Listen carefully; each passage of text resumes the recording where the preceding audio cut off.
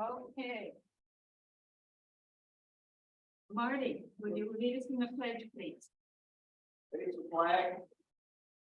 I pledge allegiance to the flag of the United States of America.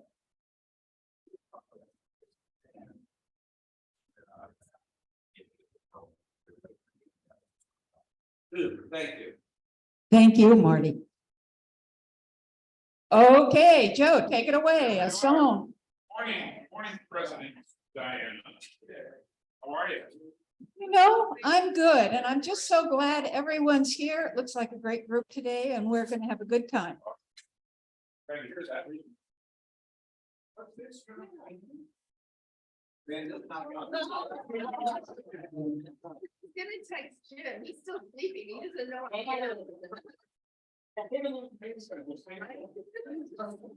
Oh, no. This is right, be that. Okay, I've been working on the railroad. We haven't done that in a long time.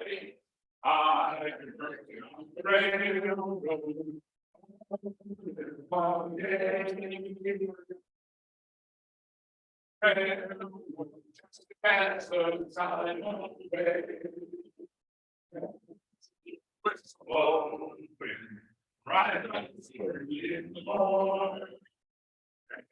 The time shall be.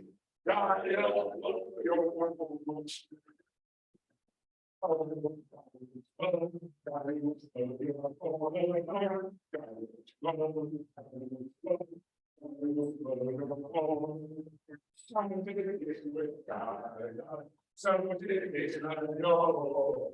Someone did it with God.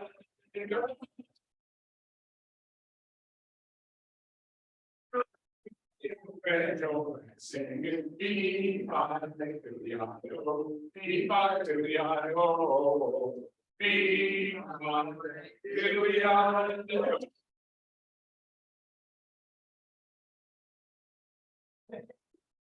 Drumming on the old banjo. Great, thank you, Joe. Okay, Lori, do you have a thought for us?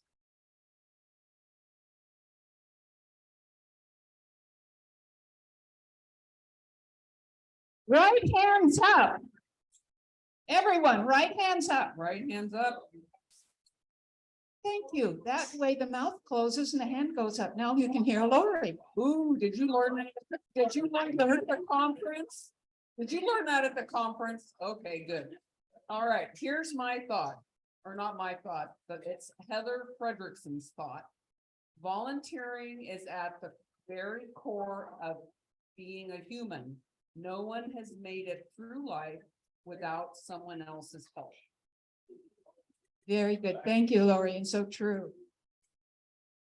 Okay, Mary, thank you, our greeter. And again, Lori, you're always up there for us. Thank you. And audio, Joe and Carrie and Bob, thank you. And raffle, Terry Kelly is helping with that now. And of course, I really enjoyed Nick's newsletters.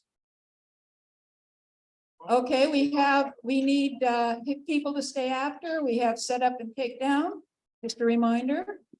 And welcome to our guests and visitors. Let me introduce Danielle Danforth, who is the Director of Housing and Homeless Services at West County Community Service. Good morning, Danielle. How about now?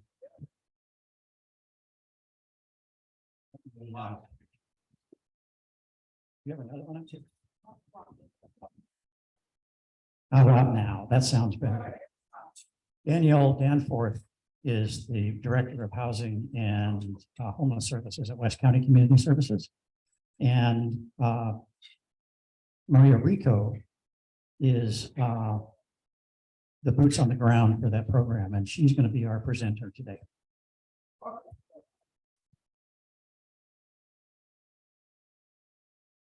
It's the microphone.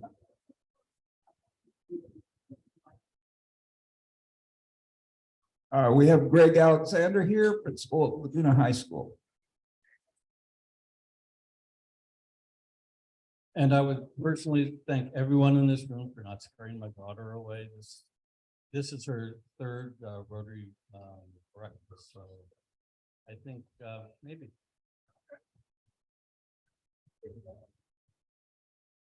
Welcome. Okay. Okay, time to mute all. Oh, do we have another person here I missed? Oh dear, I'm sorry. Here, we'll go back. He was hiding. I'm Doug Woods, I belong to the Lions. And we meet every Wednesday night, so all you people are invited to our meetings if you want to come. And I got acquainted with the Rotaries when I was cleaning up a house last weekend. And I found out a friend of mine belongs to your Rotary group, and that's Brian Purcell. I came here specifically to give him a bad time because he got me involved in ultra running. These are 100-mile races. And I've known him for a number of years, and we've seen each other at our worst and at our good. He looks good now. I feel good. And so this is why I'm here for breakfast. Oh, thank you. And excuse me, what was your name again? I missed it. What was your name again? My name is Doug Woods. Okay, welcome, Doug. I'm glad you're here.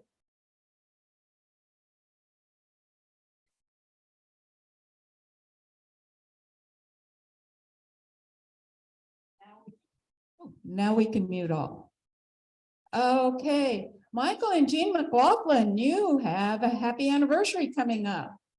Oh, where's my mic runner?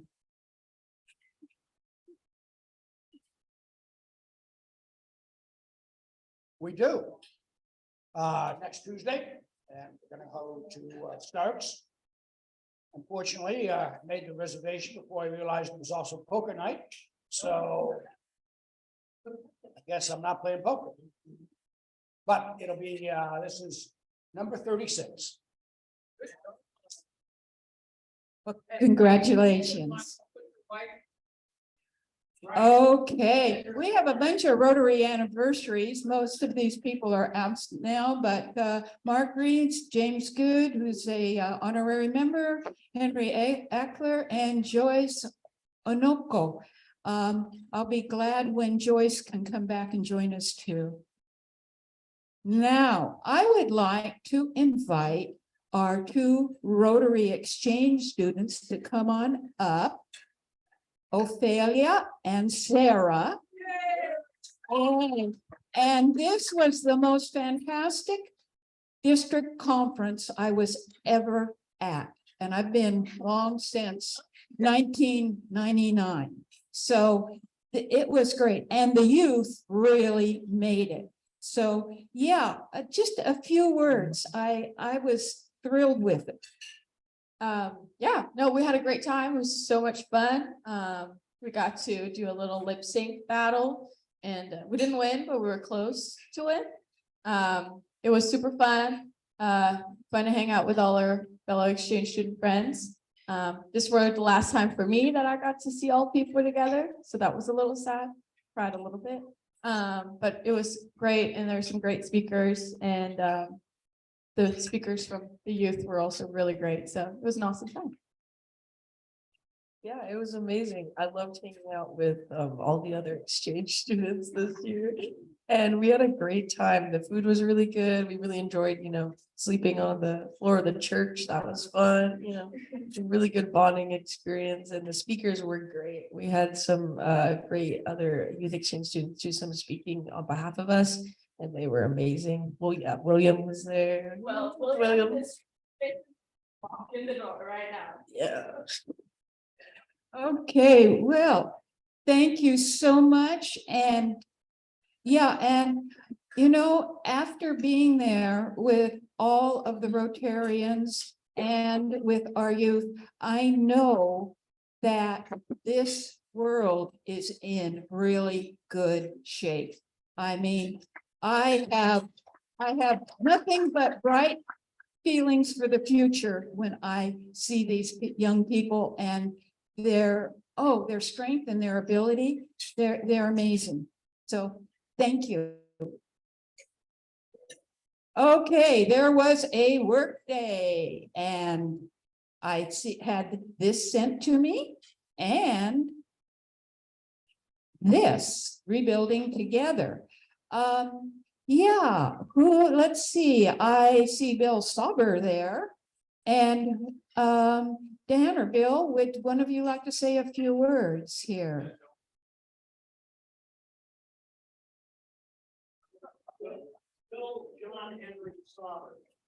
So first of all, that's where we met Doug, and that's why he's here today, because he joined us, and it was a great effort because we had so many different clubs there and so many different people there. It was the biggest turnout of rebuilding together that I've ever seen. And we met at the park and had, and we had Patrick Slater, our former mayor, and we had Linda Hopkins, our District 5 supervisor, Chamber of Commerce. Yeah, it was just, and plus a whole bunch of different clubs, including Lions and both Rotary clubs and, a bunch of veterans groups. It was just great. We split up, so I didn't see what all the other projects were, but we went to a home of a very elderly couple that have a big property that's just too much for them. And they don't have the money to pay somebody to fix it all up. So we came charging in there and we cut down trees that were already, falling and or, damaged, whatever. Cut it up, split the wood. It was great. Well, great. Thank you, and- Bill. I want to give you a little time for your presentation here too. So I'm going to move on, but I was really impressed. This is just wonderful. Okay, we had some hikers. And like I said, want to move on because, yeah, we're starting the Monday morning hikes again. And it looks like they had a really good time. We have a new person, Janice Moylan, you said. Okay, it's great to bring some new people into that group. And I'll try to go next Monday. This Monday I couldn't make it, but thanks. Okay, we had a few, Linda Taylor sent a few more pictures of the Sloppy Joes. And I wanted to leave time and room for Bill to do his Rotary Foundation presentations. Thank you.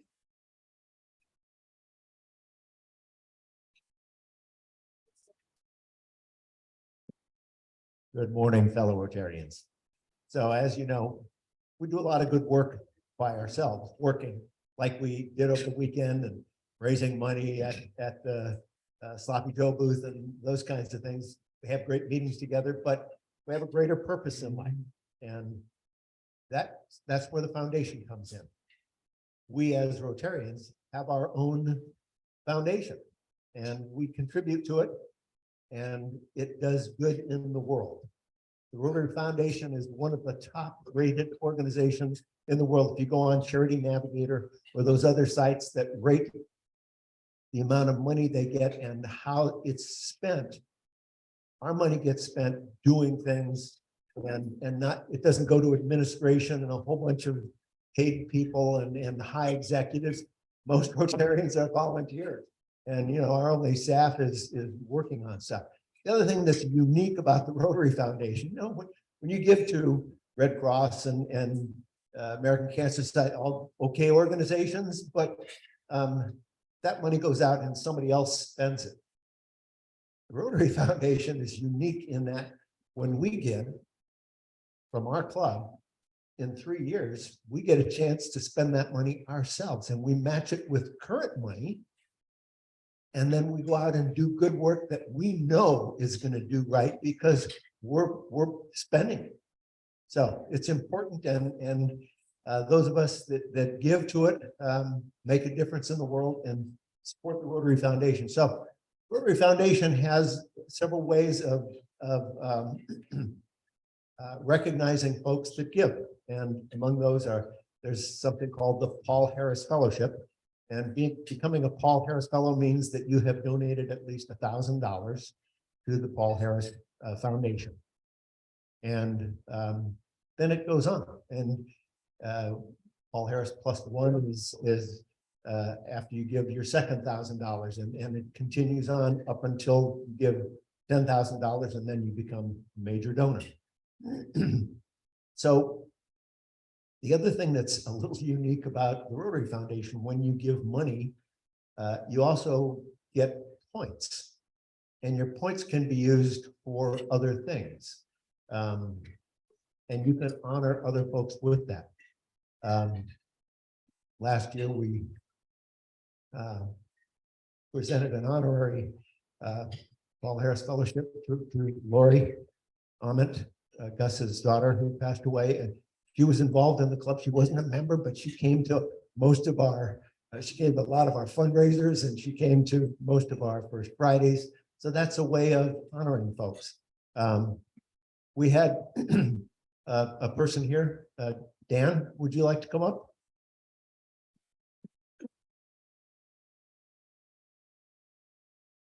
And say a few words about your honoree. Well, I'm so delighted to be here and be a part of passing on the honors of the Rotary Foundation to people who make a difference in the world, because that is what our club is about and what our organization is about. I'd like to have Marnie Tattersall come up here. Okay. All right. Soon, Marnie, soon. Soon. Yeah, I did. It's a preview of coming attractions.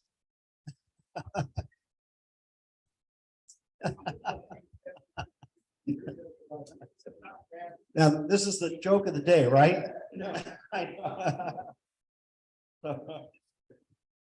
So the message is the same, just the cast has been changed a little bit. And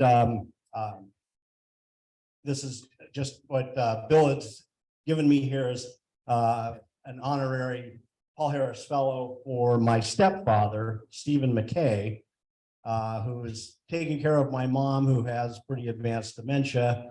And, you know, I'm going to try and get it and maybe even present it up to him up in Sandpoint, Idaho, one of the Rotary clubs up there, because I think he could use some other additional social outlet and service opportunities, and be good to get him out of the house and stuff too. So, thank you, Bill.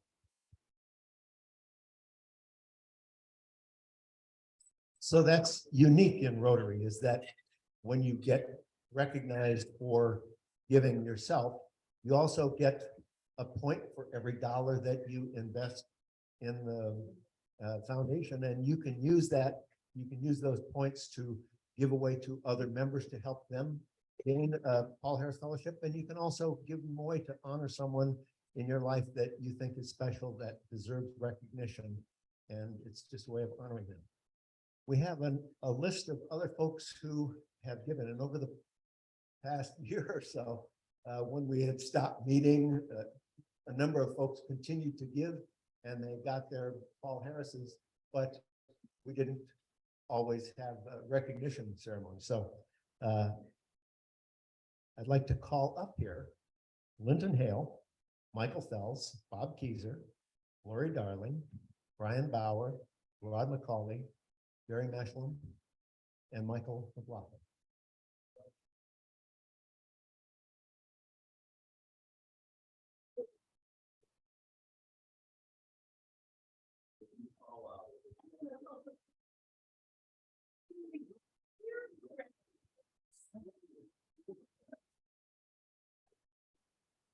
So I'm going to present them and not say much more, and I'm going to give each person here an opportunity to say why they have donated to the foundation, what it means to them. First of all, Linton Hale, your first Paul Harris Fellow. So.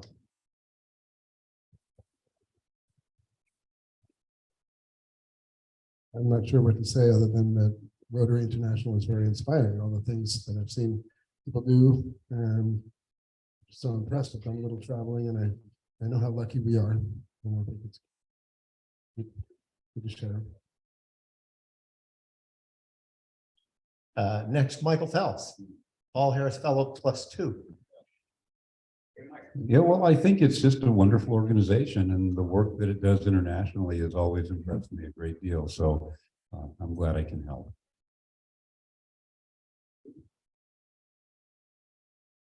Bob Keyser, Paul Harris Fellow +3.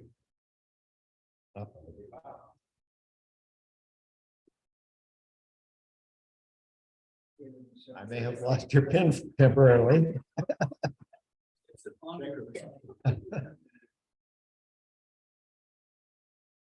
Well, Just yesterday, my wife received some mail about donating stuff. And I said, you know what, I should check with Charity Navigator, and they were both cons. And the thing is that the one thing I know isn't a con is Rotary. You know, as Bill said, they're up there, and I feel really good about giving money to a place that actually spends money on where they say they're going to do it. Thank you. Lori Darling, also Paul Harris Fellow +3.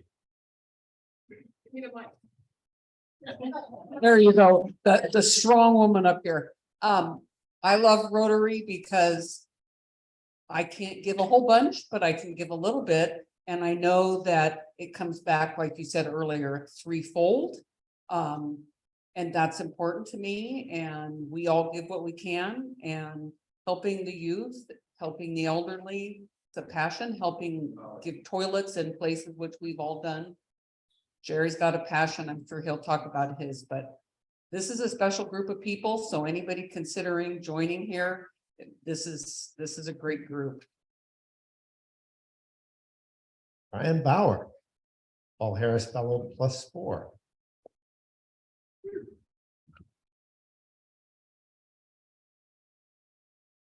Thanks. Yeah, the multiplier is huge internationally. I've really enjoyed projects in Myanmar and Philippines.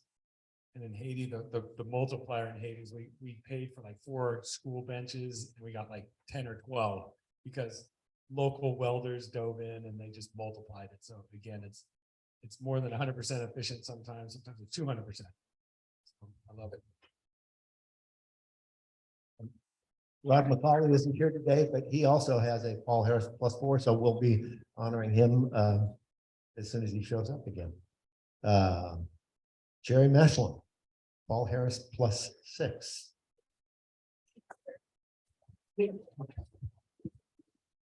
Well, like Bob, we get about, I don't know, anywhere from 5 to 10 or 12 solicitations a day in the mail from various charities.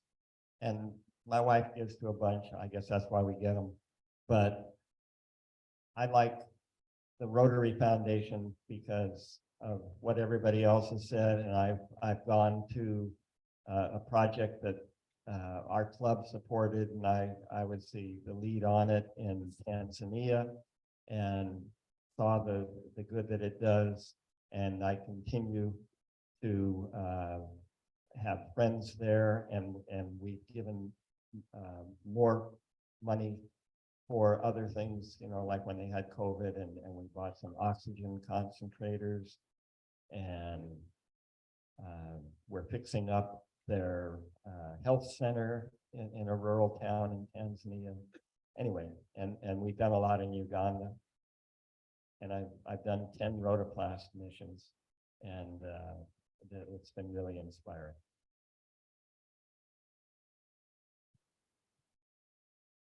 And Michael McLaughlin, Paul Harris Fellow +7.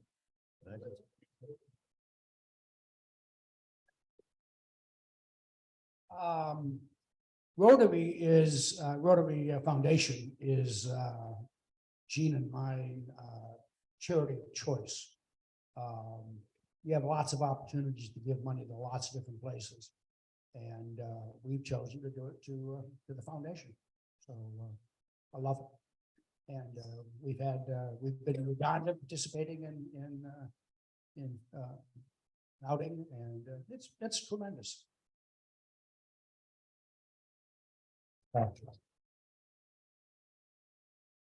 A bunch of new Paul Harris Fellow multiples.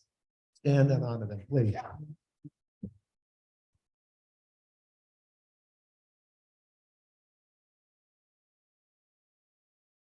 Linda, do you happen to have your camera with you? Maybe you could get a shot of these great Rotarians. And I found Bob's pin.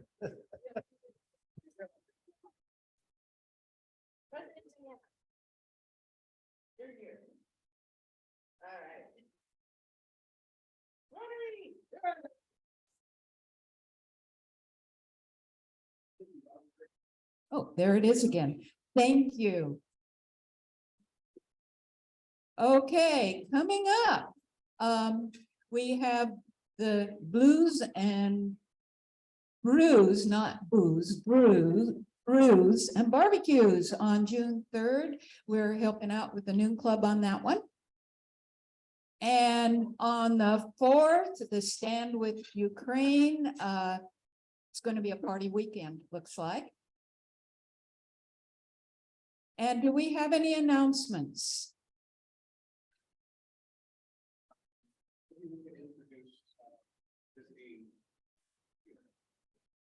Oh, that one snuck in on me. I didn't see him come in. I'm glad to see him. So this is William. He's the exchange student from Sweden in Santa Rosa.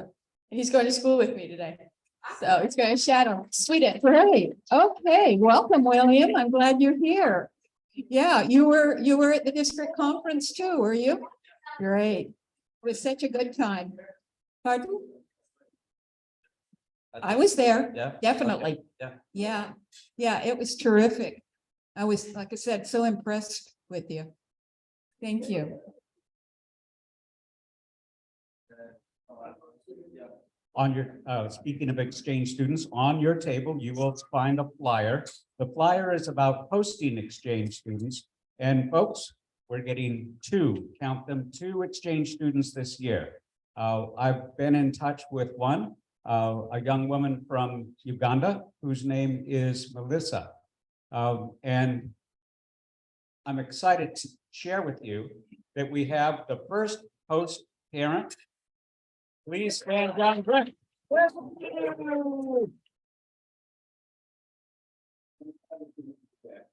Thanks. I'm excited too. A bedroom just opened up because my daughter's going off to college, so I have a lot to be thankful for, and I'm happy to host and increase our cultural exchanges. Wonderful. And I know that you will enjoy living in your house, and I'm confident you will enjoy her. I can tell you, while she comes from a more rural background, or her family does farming, she plans to be a pediatrician when she's done with it all. And then we have another student, Norval, who is coming from Indonesia. So those flyers are about hosting. It might be that you would be interested in hosting, or it might be that you know somebody that would love this opportunity. So grab the flyer and let me know if there's somebody I should be talking to. Okay, thank you, David. And we have, I'll get the coming events. I'll just email this out to you because I want to hear our speakers very shortly here. Next week, we will have Eric Schoner. Oh, rent a hen.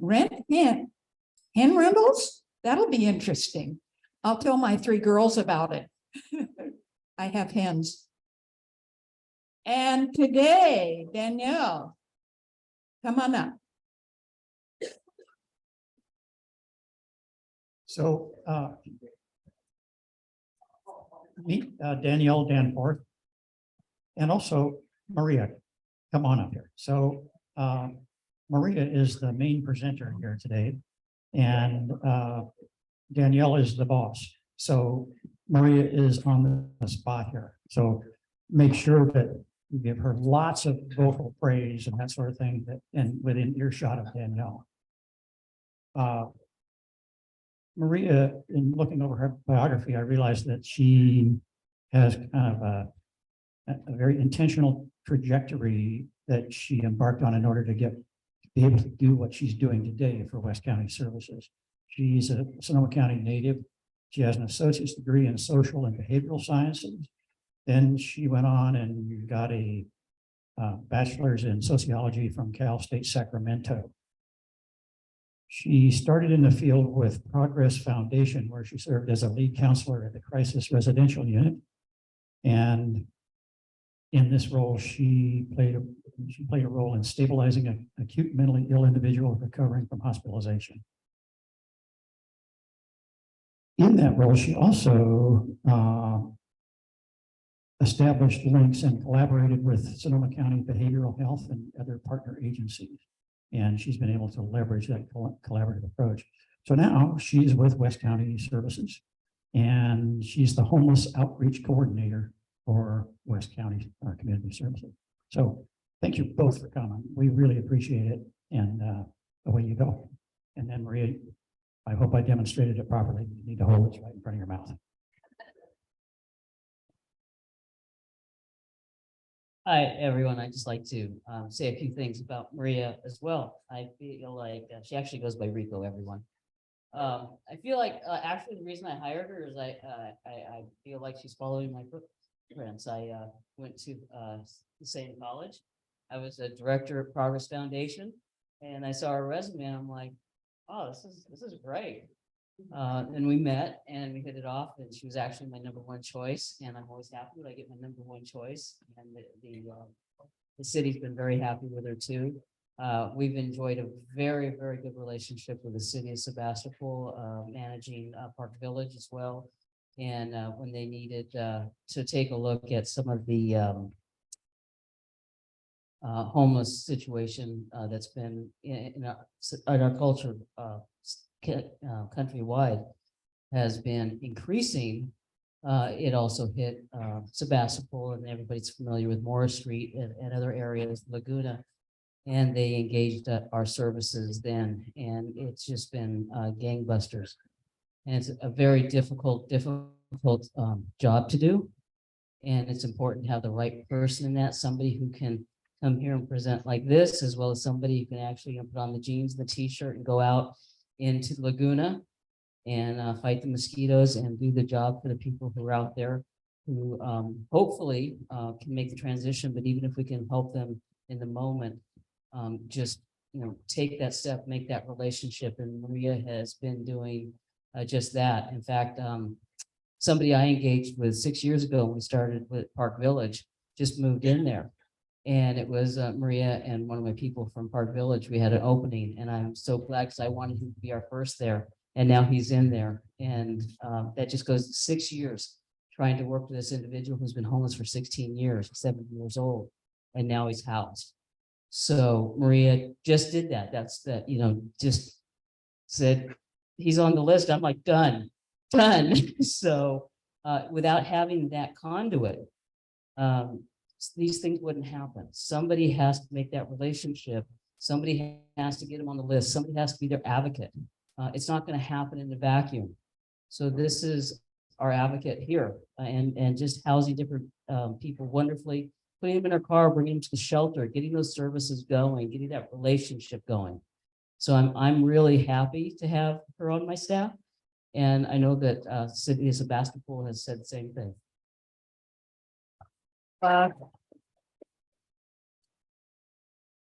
Okay, Sunrise Rotary Club of Sebastopol. Today, I stand before you as a homeless outreach coordinator, grateful for the opportunity to share with you the progress we have made and the challenges we have faced in our efforts to support our unhoused community members. Over the past 3 months since assuming this position in Sebastopol, we have worked tirelessly to make positive impact on the lives of those experiencing homelessness. Together, we have achieved remarkable milestones, but there is still much work to be done. In our recent efforts, the point in time count, or as we call it, the pit in Sebastopol, was conducted of the homeless situation in our community. During this period, we encountered a total of 78 homeless individuals in our outreach efforts. Among them, 40 were unsheltered, facing the harsh realities of life on the streets, while 38 were fortunate enough to have found shelter. Although most disagree with the 2022 count results, these numbers underscore the ongoing need for collective dedication and resolve to address the homelessness in our community. During these 3 months, our outreach initiatives have provided vital aid and support we distributed essential supplies to 21 individuals, including sleeping bags, lunches, hygiene products, hats, and shoes. These acts of kindness have brought comfort and hope to those facing adversity, reminding them that they are not alone in their journey. The Sebastopol Christian Church has played a vital role in providing services to all the unhoused community in Sebastopol. During these 3 months, our outreach initiatives have provided a vital aid and support. Our focus on collaborative solutions has yielded both success and challenges. 2 individuals were referred to the Safe Parking Program and the Sebastopol Community Church with mixed outcomes. 1 individual, grateful for the hospitality and stability offered, remains in the program and is on the wait list for the hut. Unfortunately, the other individual faced hurdles in obtaining necessary documentation for vehicle registration and exhibited behavioral challenges, resulting in their dismissal from the program. These experiences emphasize the need for comprehensive support and addressing barriers to housing stability. Our outreach efforts have also extended to collaboration with local authorities. I have personally engaged with 12 out of 13 referrals from the Sebastopol Police Department, where I help to educate the community about the services we have to offer to those in need.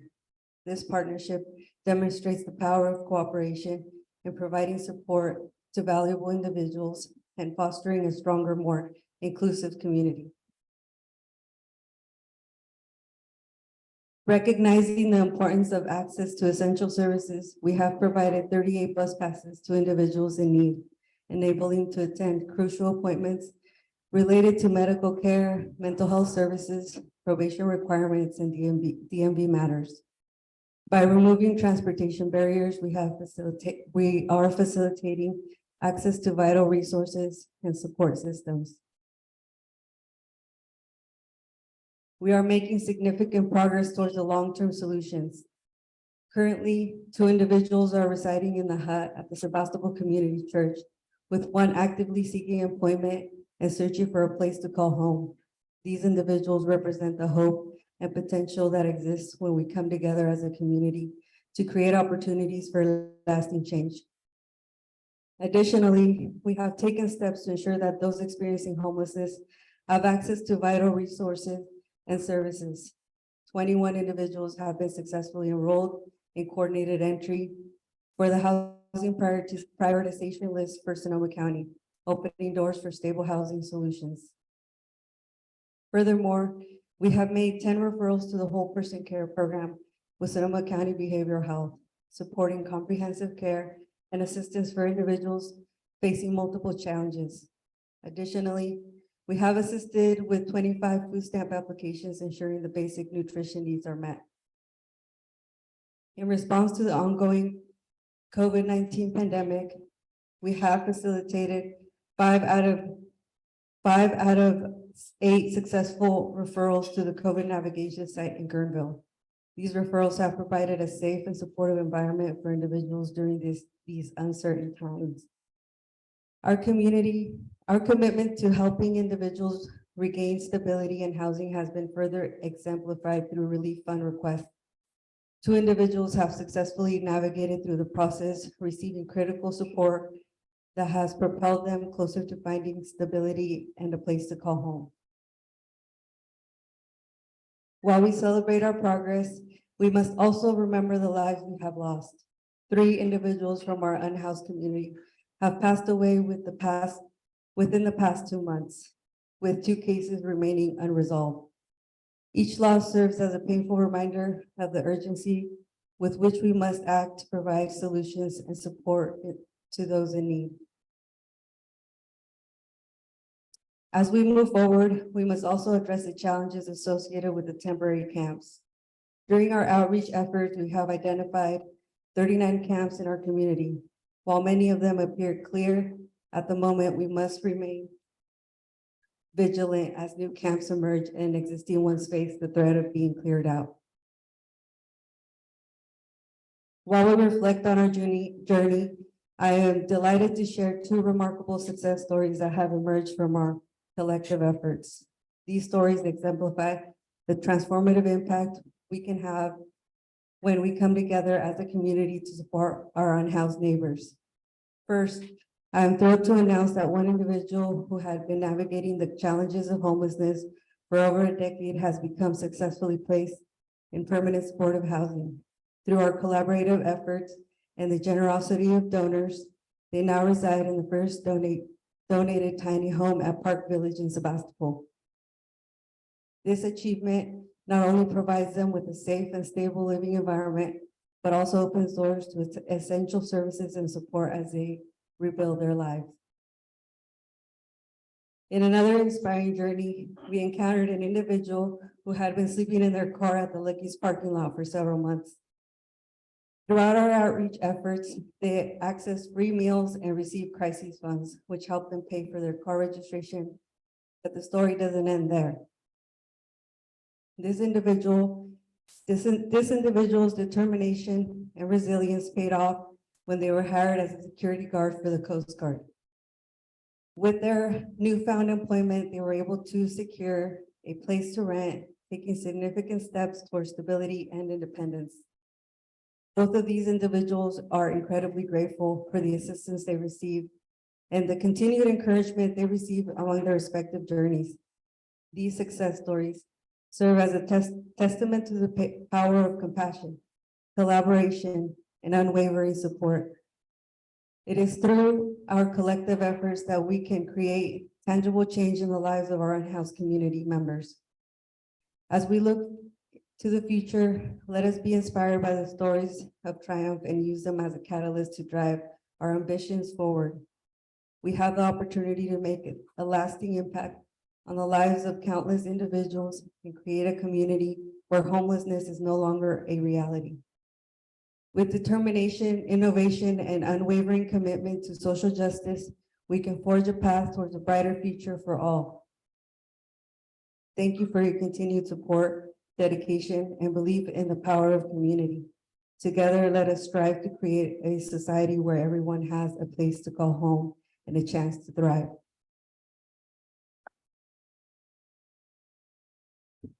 Any wonder I'm so thrilled to have her on my team? I assume there's going to be questions of her. So I'm going to give it back to her, but if there's any bigger questions, then I'll field those.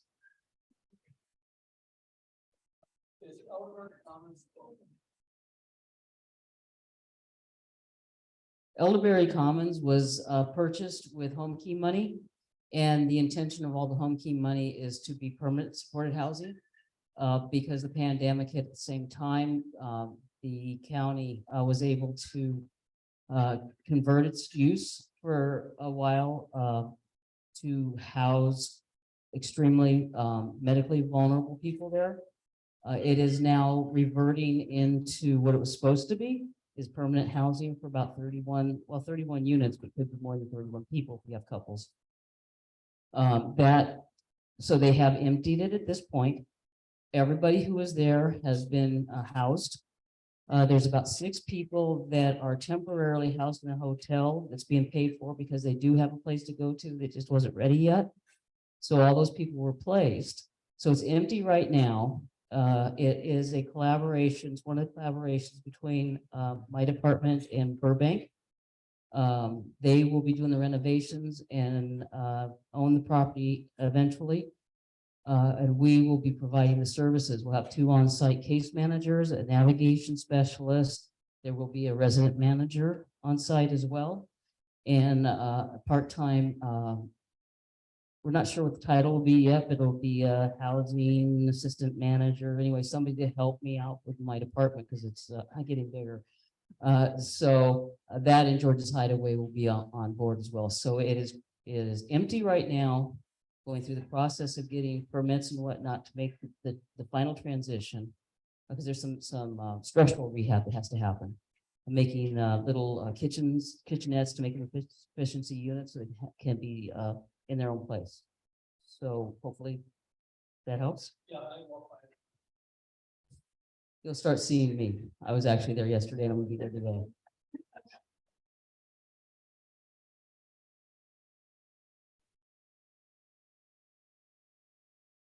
under the heading It Takes a Village, I'd like to acknowledge Jim Glom and his efforts in working with the homeless. Jim started working with Malcolm about 2.5 years ago.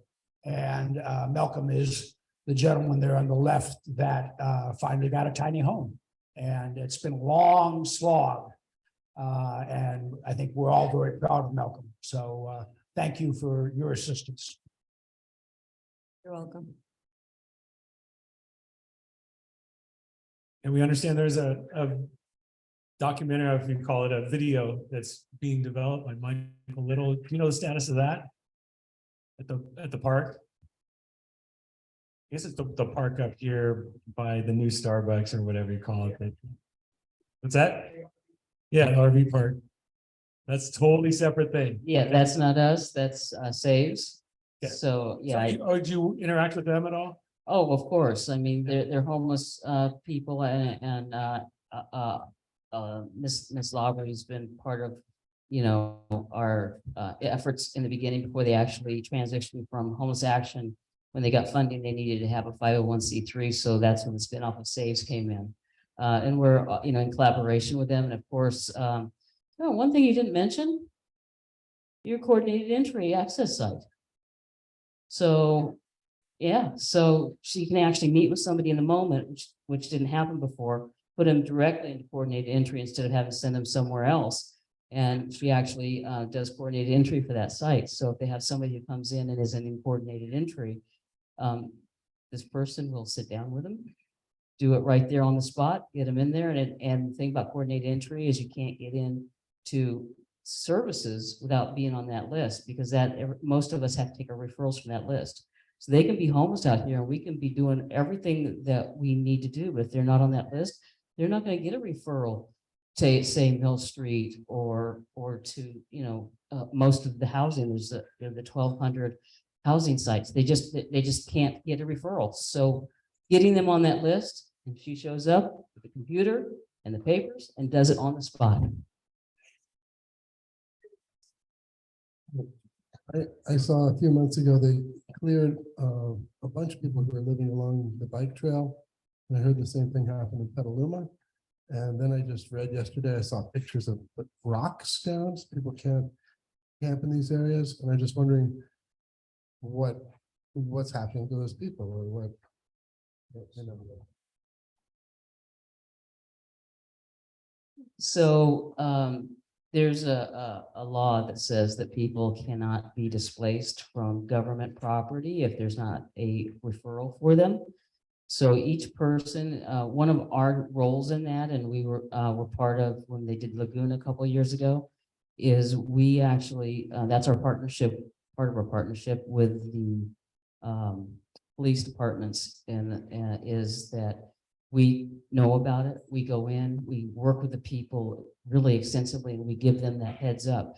Hey, they're going to be clearing this in 7 days, 10 days, whatever it is. What can we do to help you move on? We got referrals to this shelter, we got referrals to this place. Can I hook you up to this? Do you have a brother somewhere? What can we do with your stuff? We don't want you to lose your stuff. The little bit of stuff they have is all they have in the world. So if I can help you get that to the corner of the garage of your brother's house or something, what can we do to make this easier on everybody? So we do a lot of intensive outreach at that point, along with the INDT teams and some other resources. What can we do to make this move? Because in a perfect world, what we were able to accomplish here is most of the people actually moved before the sweep happened. So it was less trauma for them. And that's one of our goals, is if we can reduce the trauma and not have that set them back, you know, we can still keep moving forward without taking that step back and get those things for them. So that's in a nutshell how the encampments clearing works, is they have to be offered services. Now, do they take them or not is another matter. But I assure you all that we have to make sure we have to document that we have the services available for them, and they can take them or they can choose not to. If they choose not to, then they can be moved. I want to express appreciation for Anna Booker, who brought Maria Rico here to our club a couple of weeks ago. And Maria, could you just in a minute tell us what a typical day is in your work? Okay, so typically I just kind of drive around. I pick a spot to cover for the day. I find someone to walk with me, whether it's Pat or Arnis or social advocates for youth outreach. And we go into the Joe Rodata Trail. We go to the different parts of Joe Rodata, and then we hit the last one at the end there, right before the county line. And just observe and take notes of where the camps are. I usually get latitude, longitude coordinates just because they move around. And there's so many, after a while, we start losing track of which one was which the last time we addressed it. And so that's kind of what I do. I document a lot of things just to keep notes of and track of the progress or the way that things are changing out there as far as trees getting cut down, community members hearing noises out there, what kind of noises are they hearing? So I engage with the community a lot. I engage with the unhoused community a lot. I also spend a lot of time at the Christian church on a long day. I'll be there all day past the 11:30 time, doing coordinated entry or doing some kind of case management service or connecting people, because a lot of them don't tend to keep phones for very long. So that's a big role that I play, is I let them use my phone. I assist them in making phone calls. I encourage them to advocate for themselves in certain ways that might be more useful to them when they get really frustrated, angry with the situation or others. And then a second part, you came looking, you are walking around and driving around and outreaching, but you are looking for a place where you could have a temporary office where once a week. Can you tell more about what and why? Yes, not necessarily an office, more like I'm just trying to see what location might be useful for the summertime for waters, because it's gonna be a hot summer and I'm gonna need to use our coolers and collect waters once a week, either drive around or have a spot.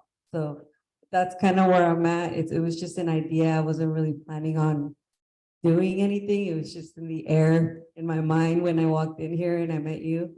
And then you asked me what I was looking for. And I realized that's something I'm really looking for.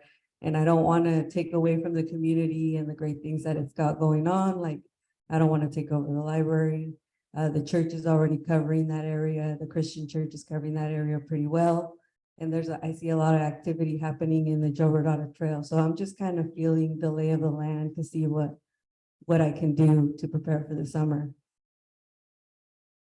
I just want to quickly acknowledge also the Sunshine Cafe, because I know that they have made it a point to reach out and hire formerly homeless individuals. Well, I was just now, but I know they have employed themselves. Don't they have like this? Okay, I want to thank you both very much for being here. Just a little something from our Rotary Club. And, oh, that was so informative and interesting. I mean, just, yeah, a big hand. Oh, Anna, come on up for a minute. What? And I just want to say one more thing. Every first Wednesday of the month, we have a tour at Park Village. So if you want to come and see what work Pat and Rico and Deborah Holmes, and who else is at Park Village? And Tina, who's the manager.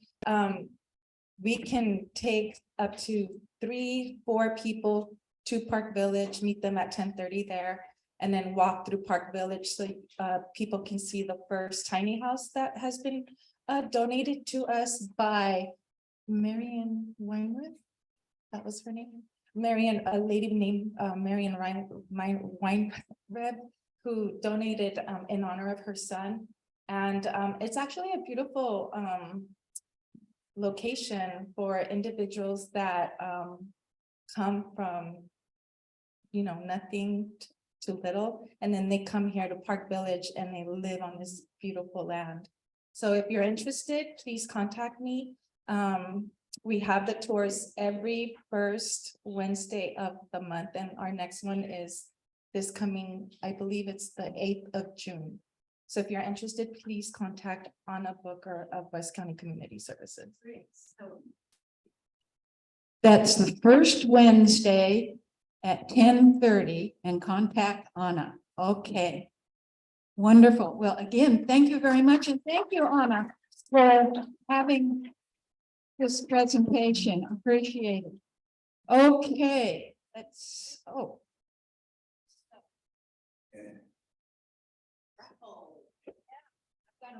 I've got to move on here.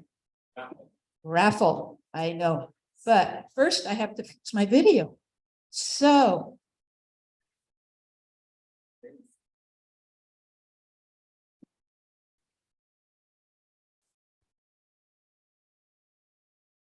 I did it right for a change. Thank you. Okay, the raffle, Terry, there you are. I have some raffle tickets too. I bought this.